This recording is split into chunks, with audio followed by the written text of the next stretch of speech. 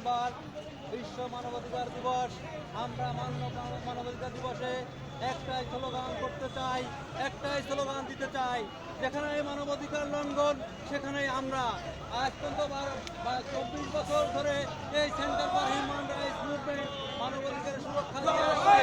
আমরা যেখানে মানবাধিকার লঙ্ঘন হবে সেখানেই আমরা রাষ্ট্র সরকার কিছুই বুঝি না। মানবাধিকার লঙ্ঘন সেখানেই আমাদের সেন্টার ফর হিউম্যান রাইটস, আমাদের যে সদস্য ভাইরা আছে, একা নয়, যেখানে থাকবো দলবদ্ধভাবে নয়, একা যেখানে একা থাকবেন